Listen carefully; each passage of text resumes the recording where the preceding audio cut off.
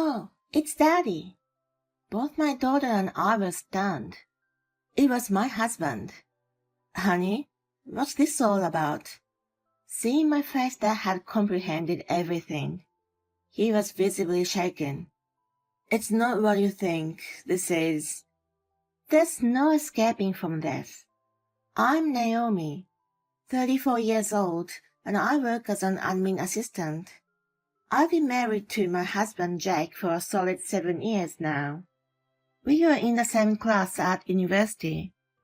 We were in the same major and even had some classes together. So naturally we started chatting a lot.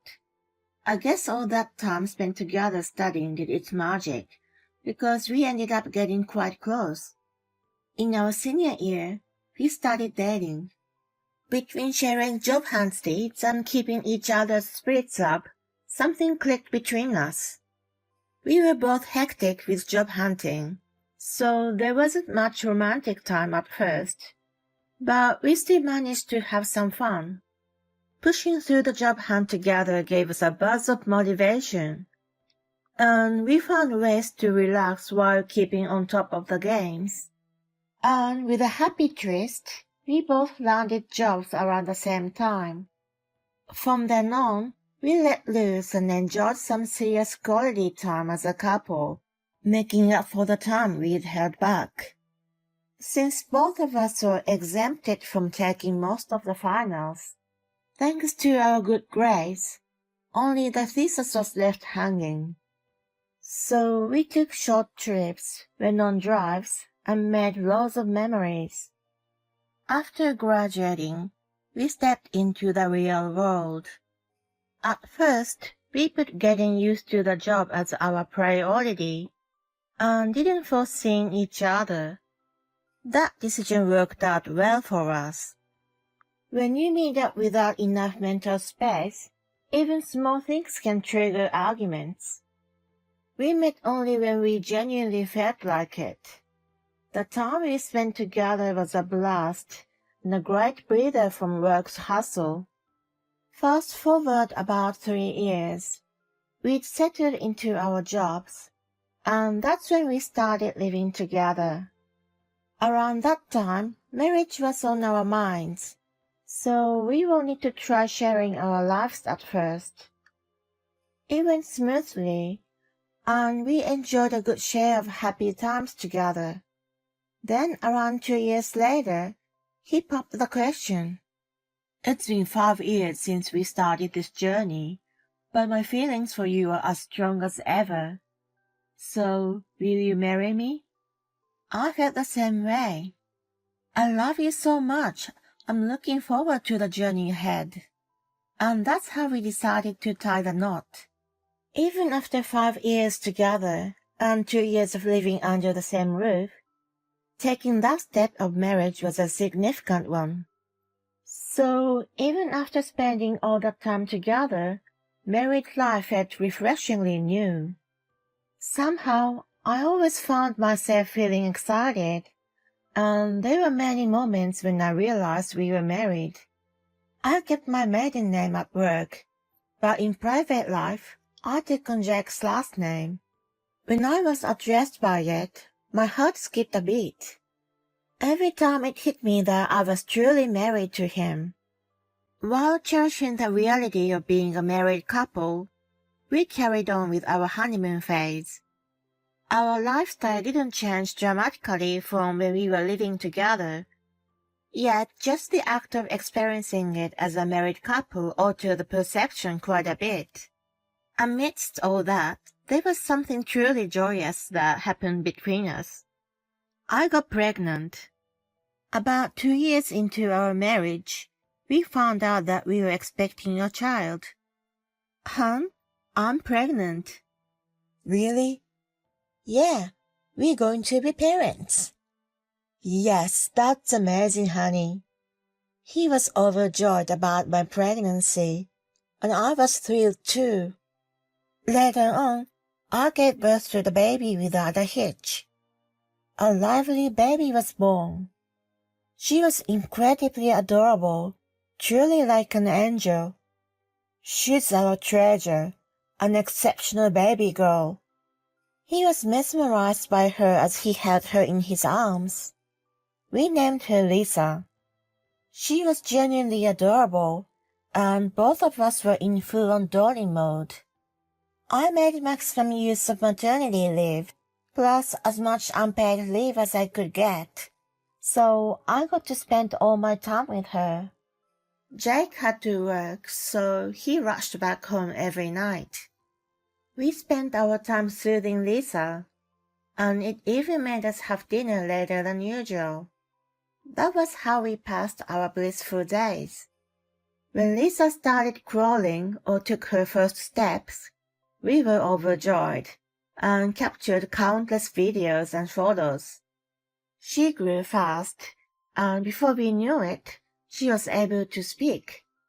"Mama?" "Oh, how cute! You can call me now." Every time she achieved something, we cheered. We were totally those overly doting parents, but that feeling of happiness was unmatched. I was happy that Jake was proactive in parenting. I thought once again how fortunate I was to have married him. Then Lisa started going to daycare. As my leave ended and I had to return to work, we had to start relying on it. Jake and I arranged it so that whoever finished work earlier picked her up. When our timing aligned, we went to pick her up together and headed home as a family of 3. Something happened at daycare today. Wow, really? Lisa, who was between Jake and me, happily told us about her day as we held hands. Listening to her story while walking home together was just pure bliss for both of us. We were a close-knit family, living our happy life together. I believed we were going to continue living like that for a long time. However, after a little while, Jake's work became busier, and he started having more overtime. So I became the primary person to pick Lisa up, given the circumstances. Daddy can't pick me up anymore? No, he's working very hard lately, so let's support him. Yep, go Daddy. She was such a sweet girl and wrote a letter of encouragement for Jake. I left a paper that said, "Love you, Daddy. You're my superhero," next to the dinner I prepared for him. He had been getting back home when she was already asleep. When he saw it during dinner, he was really touched. No way, she's such a sweet kid. I want to hug her right away. Hey, you shouldn't wake her up when she's sound asleep. Yeah, you're right. Man, she's such a good kid. Can I just sneak in to see her sleeping face? Make sure you don't wake her up with the hallway light. Got it. He happily headed to her room, taking care not to disturb her while stealing a glance at her face. It made me happy to see how much he cherished her. That was precisely why it was a bit unfortunate that his work kept him really busy, and we didn't get much family time together.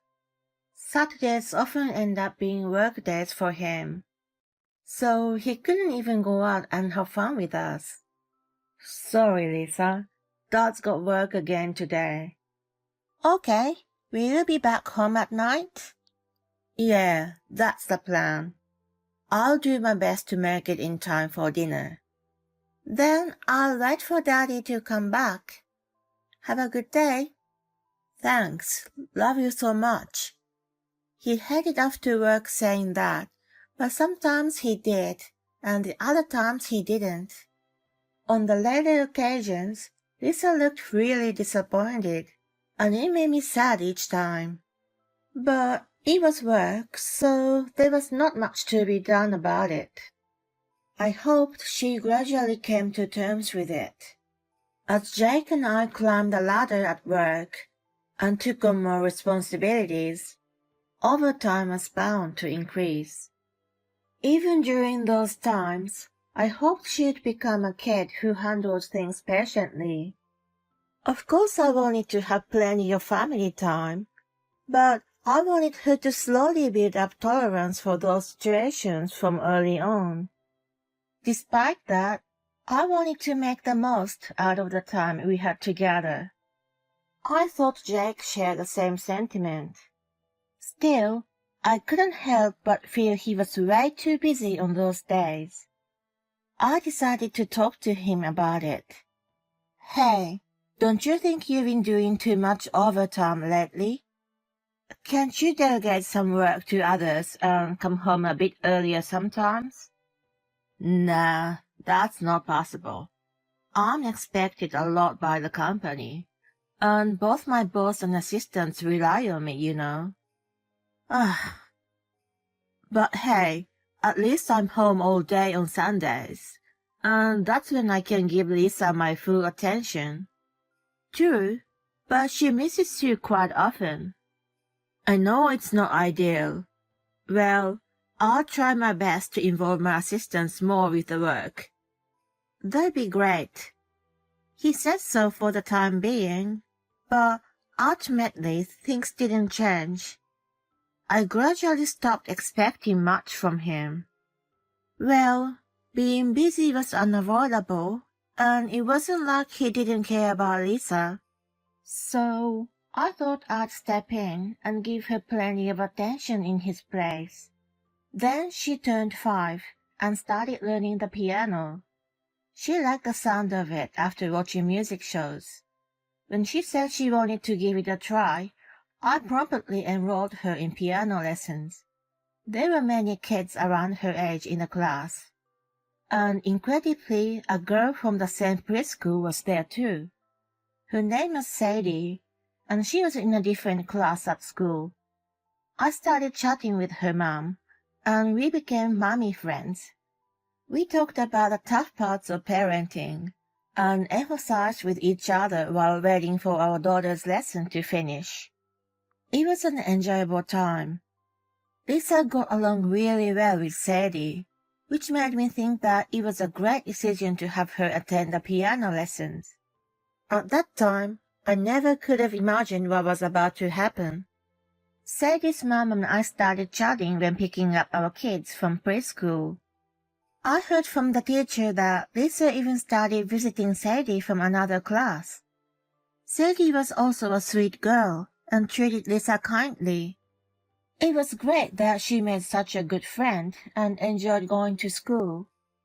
One day, I received a message from Sadie's mom. An urgent matter came up, and she couldn't make it to pick-up time, so she asked if I could pick Sadie up together with Lisa. It was a day when there was a piano lesson after school, and we were planning to head straight there. She could come around the middle of the lesson, so she wanted me to bring Sadie there. I didn't see any problem and went to pick the girls up.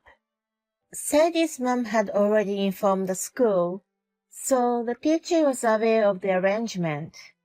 3 of us left school and headed to the lesson. It was an incredibly hot day, and the girls looked really uncomfortable in the heat. Since we had a little time before the lesson, I decided to stop by the ice cream truck. We sat on a bench at a nearby park and enjoyed our ice creams.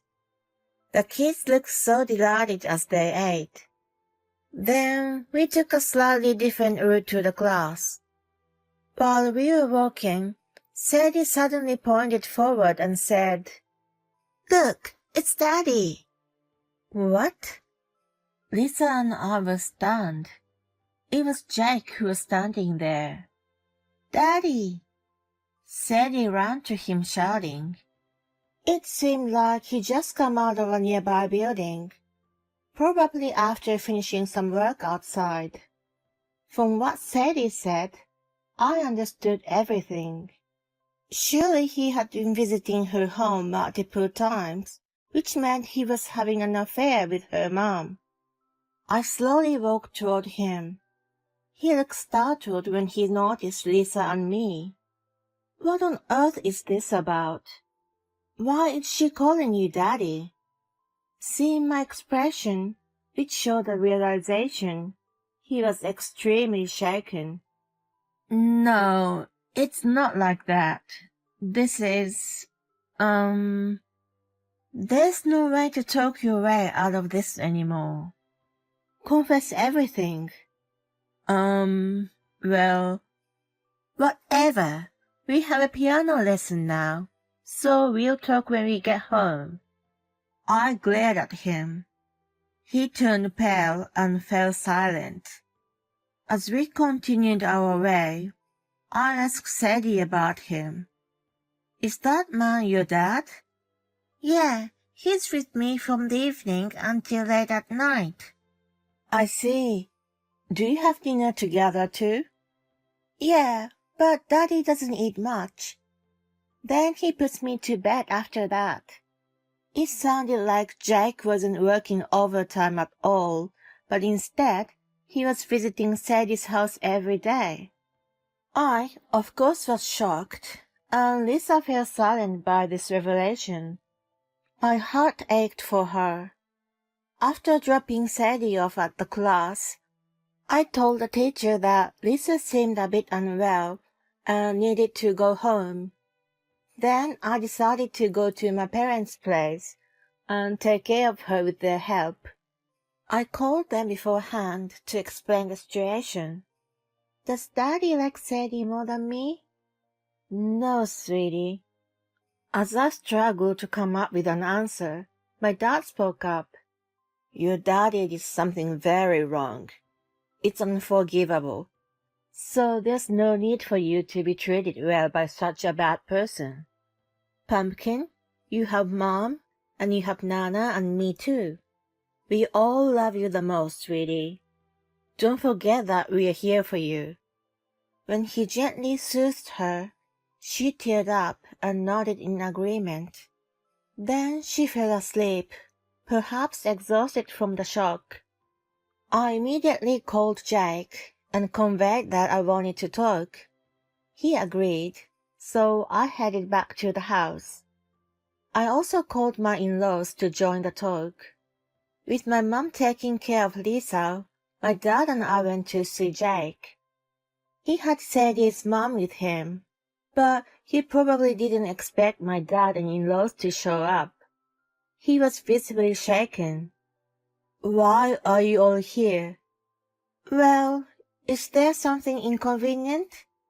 If it wasn't actually adultery, wouldn't you be more open about it? You better come clean. Dad. My father-in-law glared sharply, causing Jake's face to stiffen. Do you realize what will happen if you lie? Then my dad chimed in, and he turned pale, visibly shaken. Oh, well, you see, it's just that... he stammered. At that point, my mother-in-law snapped at him to speak properly. He let out a small gasp and nearly fell off the chair he was sitting on. Seemingly realizing that he couldn't evade the situation, he confessed everything. Just as Sadie had said, he had been visiting her house and having an affair. The initial encounter happened during a parent-teacher meeting that I couldn't attend due to work.